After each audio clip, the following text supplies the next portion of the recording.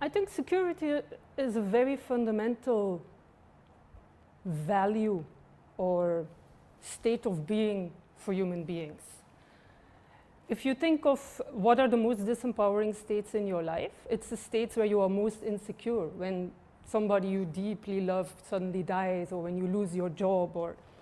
So I think that whole debate that kind of tries to put privacy and security against each other is really false. You need to have a certain sense of security to be able to use the internet, to be able to be fearless in what you do on the internet.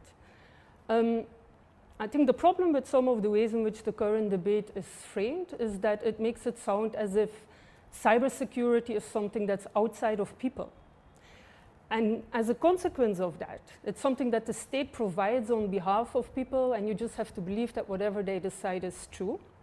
And as a consequence of that, people have had to give both the tools and the agency to make sure that they can keep themselves secure out of hands.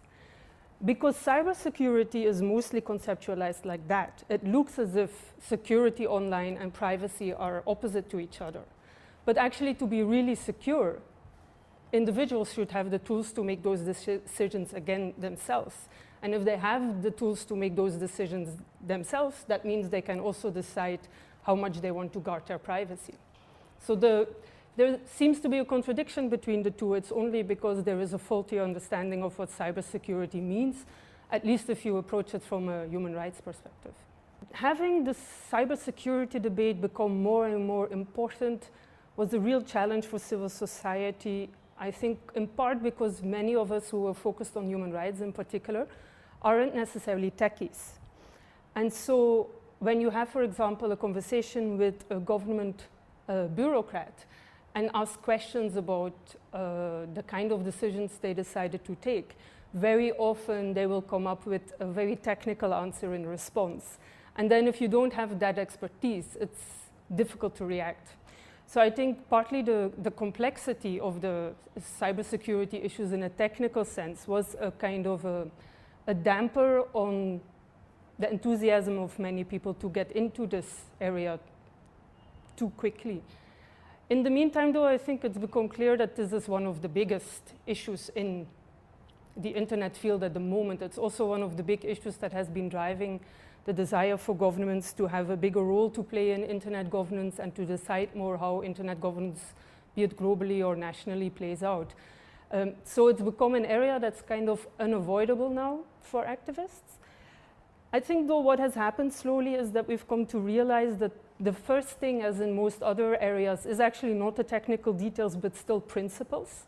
And those principles are fairly similar as they are in many other fields. So when it comes to cybersecurity, even if I may not understand all the technical details of what a bureaucrat tells me is needed, I can still ask questions about how checks and balances are built into a system, and I don't need to know the technicity or the technical details of things to be able to do that. But it's been a much slower conversation. I think free speech was easier because it's a more social, societal, political issue, so it was easier to get into. The big things about the whole cybersecurity debate at the moment is that governments have actually helped creating a real definitional mess. And so the sense that governments and civil society are somehow opposed to each other in this debate many times comes from there. And when I say definitional mess, I mean that anything and everything that could remotely be a crime that uses the internet in some way is somehow clubbed under that debate. So you have attacks on, say, critical internet infrastructure, you have any malware or any fraud on the internet, and then you have more traditional crimes like, say, child pornography or the illegal downloading of content. Now, that last category are crimes that actually existed before the internet existed as well. They might take on a slightly different shape right now, but they don't need the internet to be there.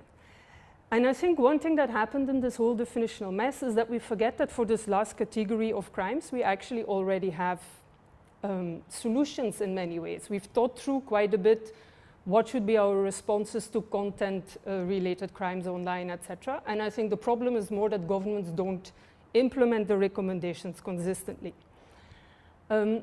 They can act, though, as if we don't really know the answers to that either, because some of these bigger problems, which also in technical terms, again, are much more complicated and more difficult for lay users to understand, have not been addressed effectively necessarily. And by kind of clubbing all of that together, the sense of alarm that comes with the worst possible threats, which in India would be cyber attacks from outside of the country that would really put down the whole country, or take out of functioning the whole infrastructure. That whole sense of alarm has kind of affected the whole debate. And in the debate, I think because of that also, surveillance is often held up as a solution, as part of that larger package. But when you look at it actually in detail, surveillance in many cases is justified by governments for crimes that pre-existed the internet, and not necessarily to prevent things like attacks on critical infrastructure, for which you actually need the protections or encryption to be higher rather than lower, because if the protections there are lower, the vulnerabilities of the system are much bigger. So you see that there is a role of governments, I think, in this whole debate, which is very contradictory, and you can even say duplicitous. And one would need to look in much more detail at different aspects of the debate to be able to say where is there commonality and where isn't there. And where is there a real power play in place of governments, a real attempt to kind of try and take control over things which actually weaken the system overall rather than strengthen it. So big problems like attacks on critical infrastructure, many I think will agree that protections for these things need to be put in place. But the contradictions with some of the solutions that are put forward by governments for other problems which they claim to be cybersecurity problems first need to be investigated in greater depth. And I'm sure if we do that, we come to the conclusion that surveillance should be far less, not more. We actually did research on this whole question of women and online abuse at the Internet Democracy Project, and we specifically looked at the kind of abuse women who are vocal in a public way online get and how they deal with it. So one of the things that a lot of the women in our study said explicitly was that they looked at the internet as a street. And like you have a lot of street sexual harassment, you also have a lot of harassment on the internet. And so while if you're loitering around, then you will have to prepare for that one way or the other. Also, like on the street, they said initially you might not be prepared for that, and so you'll be very open both about what you think and about where you're going and what you're doing. And after a while, you just learn not to talk about certain things. Some people will, of course, say men also get abused online, and that's true, but I think the abuse women get is very different. And almost everybody in our sample had, for example, had rape threats, and some had depth threats as well. And even though you know that the chance of that happening is fairly slim in many cases, once you've had a rape threat directed at you, it still makes you think twice. And you will still be a little bit more careful next time. So I think psychologically, unfortunately, it makes a difference, and women will be careful in a way that men don't necessarily have to be. There's a relationship between human rights and everything. So definitely also technology. Human rights are a framework to look at the world, right? And I think with the development of the modern nation state, it's a crucial framework to mediate the relationships between citizens and the state. Information technology, as we've seen over the past decade, has radically changed that relationship.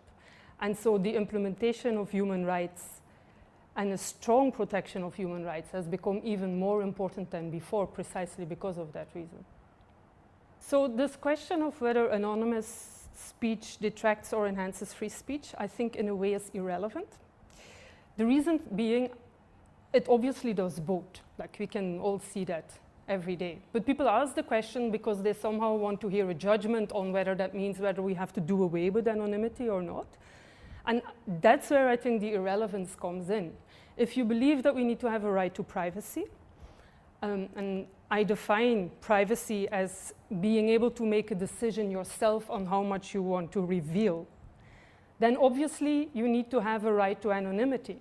Because without the right to anonymity, you cannot really have the right to privacy. Because as part of the right to privacy, you have to be able to decide that you do not want to reveal anything at all. So if you would say that we can't have anonymity because it's bad for free speech, if that's a line you would take, then I think you're fundamentally undermining another right, and that can't work.